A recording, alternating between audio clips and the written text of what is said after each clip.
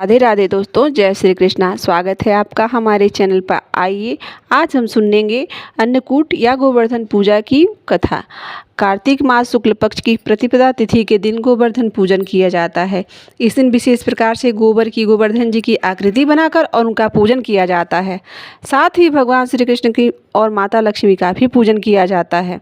गौ माता का पूजन होता है इस दिन और अनेक प्रकार के व्यंजन और को बनाकर अन्नकूट का भोग लगाया जाता है। इससे भगवान श्री कृष्ण की विशेष कृपा प्राप्त होती है। व्यक्ति के सभी प्रकार के दुख और कष्ट दूर होते हैं तथा सुख और समृद्धि का आशीर्वाद प्राप्त होता है। अगर आप हमारे चैनल पे नए हैं और हमारी कथा आपको अच्छी लगती है तो प्लीज़ चैनल को सब्सक्राइब कर लीजिए, बेल आइकन प्रेस कर दीजिएगा और एक प्यारा सा लाइक कर दीजिए। तो चलिए सुनते हैं गोवर्धन पूजा की व्रत कथा। एक समय की बात है कि सभी ऋषियों ने महर्षि के पास पहुंचकर और उनसे कहा कि कार्तिक शुक्ल प्रतिपदा को गोवर्धन या अन्नकूट की पूजा क्यों करनी चाहिए।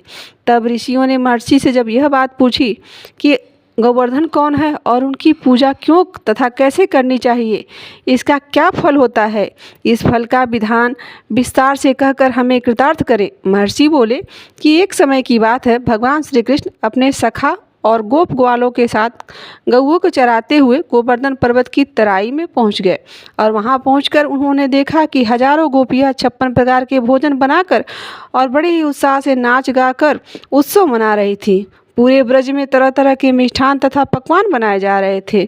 श्री कृष्ण ने इस उत्सव का प्रयोजन पूछा तो गोपियां बोली कि आज तो घर घर में यह उत्सव मनाया जा रहा है, क्योंकि आज वृत्तासुर को मारने वाले मेघ देवता देवराज इंद्र का पूजन होता है। यदि वे प्रसन्न हो जाएंगे तो ब्रज में वर्षा होती है, अन्न पैदा होता है, ब्रजवासियों का भरण पोषण होता है और गायों को चारा मिलता है तथा जीवोपार्जन की समस्या हल हो जाती है। यह सुनकर भगवान श्री कृष्ण ने कहा कि यदि देवता प्रत्यक्ष आकर भोग लगाएं तब तक तो तुम्हें यह उत्सव व पूजन करना जरूरी चाहिए। यह सुनकर गोपियों ने कहा कि कोटि कोटि देवताओं के राजा देवराज इंद्र की इस प्रकार से निंदा नहीं करनी चाहिए। यह तो इंद्र नामक यज्ञ है, इसी के प्रभाव से अतिवृष्टि तथा अतिवृष्टि होती है। श्री कृष्ण बोले, इंद्र में क्या शक्ति है, जो पानी बरसा कर हमारी सहायता करेंगे। उससे अधिक शक्तिशाली तो हमारा यह गोवर्धन पर्वत है, इसी के कारण वर्षा होती है।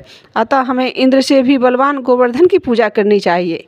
इस प्रकार भगवान श्री कृष्ण के बाद जाल में फंसकर ब्रज के सारे लोगों ने इंद्र के स्थान पर गोवर्धन की पूजा की तैयारी शुरू कर दी। सभी गोप ग्वालों अपने अपने घरों में सुमधुर मिष्ठान पकवान लाकर गोवर्धन की तलहटियों में श्री कृष्ण द्वारा बताई गई विधि से गोवर्धन पूजा करने लगे।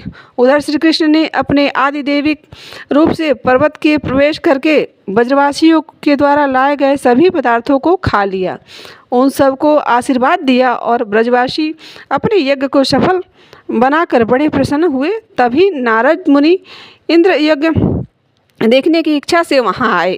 गोवर्धन की पूजा देखकर उन्होंने ब्रजवासियों से पूछा कि वो उन्हें बतलाएं कि यह उन्होंने क्यों किया। तब श्री कृष्ण सबने यह बताया कि श्री कृष्ण के आदेश से इस वर्ष इंद्र महोत्सव के स्थान पर गोवर्धन की पूजा की जा रही है। यह सुनकर नारद मुनि उल्टे पांव इंद्रलोक पहुंच गए और जैसा वह करते हैं उन्होंने वैसा ही किया तथा उदास और खिन्न होकर वह जाकर बोले इंद्र से कि हे राजन, तुम महलों की सुख की नींद में सो रहे हो। उधर गोकुल के निवासी गोप ने इंद्र रोज यज्ञ बंद करके आपके से बलवान गोवर्धन की पूजा शुरू कर दी है। आज से यज्ञ आदि से उसका भाग तो आपका तो छिड़ ही हो गया। ऐसा सुनकर इंद्र को बड़ा ही क्रोध आया। नारद जी इंद्र को यह समझाने लगे कि कहीं किसी दिन ऐसा न हो कि श्री कृष्ण की प्रेरणा से सभी लोग आके आप पर आक्रमण करके और आपका इंद्रासन ही छीन लें और उसी पर अपना अधिकार जमा लें। नारद जी अपना काम करके वहाँ से तो चले गए। अब इंद्र क्रोध से लाल पीला हो गए और उन्हें बहुत क्रोध आया। वो गुस्से के मारे उनको कुछ समझ में ही नहीं आ रहा है। उन्हें ऐसा लगता था कि जैसे उनके तन बदन में अग्नि प्रवेश कर गई हो। इंद्र ने इसमें उन्होंने अपना अपमान समझकर, मानहानि समझकर अधीर होकर मेधु को आज्ञा दी कि गोकुल में जाकर प्रलयकारी मूसलाधार बारिश शुरू कर दीजिए। वर्षा से पूरा गोकुल तहस नहस कर दो और वहाँ प्रलय सा दृश्य उत्पन्न हो जाना चाहिए। पर्वत का प्रलयकारी मेघ ब्रजभूमि पर जाकर मूसलाधार वर्षा करने लगा। कुछ ही पलों में ऐसा दृश्य उत्पन्न हो गया कि सभी बाल ग्वाल भयभीत हो उठे। भयानक वर्षा देखकर ब्रजमंडल घबरा गया। सभी ब्रजवासी श्री कृष्ण की शरण में आकर बोले कि भगवान इंद्र हमारी नगरी को डुबाना चाहते हैं, आप हमारी रक्षा कीजिए। गोप गोपियों की करुण पुकार सुनकर भगवान श्री कृष्ण बोले कि तुम सब गौओं सहित गोवर्धन पर्वत की शरण में चलो, वहीं सबकी रक्षा करेंगे। कुछ ही देर में सभी गोप ग्वाले जितने थे सब अपने पशुधन सहित गोवर्धन की तलहटियों में पहुंच गए। तब श्री कृष्ण ने गोवर्धन को अपनी कनिष्ठ उंगली पर उठाकर छाता सा तान दिया और सभी गोप ग्वाल जो भी थे सब वहीं पशुओं सहित उसी के नीचे आ गए।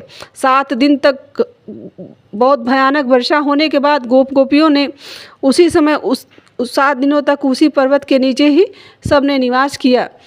उसके बाद वह वहीं रहकर वृष्टि से अपना बचाव किए। सुदर्शन चक्र के प्रभाव से ब्रजवासियों पर एक भी बूंद नहीं पड़ी जल की, और इंद्र को बड़ा आश्चर्य हुआ। तब यह आश्चर्य देखकर और ब्रह्मा जी द्वारा श्री कृष्ण की अवतार की बात जानकर इंद्र अपनी भूल पर पश्चाताप करते हुए स्वयं ब्रज को गए और भगवान श्री कृष्ण के चरणों में गिरकर अपनी मूर्खता की क्षमा याचना करने लगे।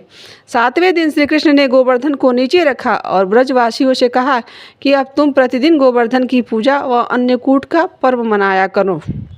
प्रतिवर्ष गोवर्धन की पूजा व अन्नकूट का पर्व मनाना प्रारंभ कर दीजिए आप सभी। तभी से इस उत्सव को मनाया जाता है और इसे अन्नकूट या गोवर्धन पूजा के नाम से भी जाना जाता है।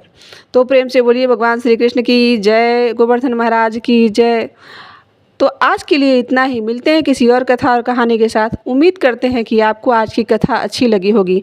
यदि अच्छी लगी होगी तो आप हमारे चैनल से भी ज़रूर जुड़ जाइए और इसी तरह की कथा और कहानियों को सुनने के लिए यहाँ तक बने रहने के लिए आप सभी का दिल से आभार। बहुत बहुत धन्यवाद। Thank you.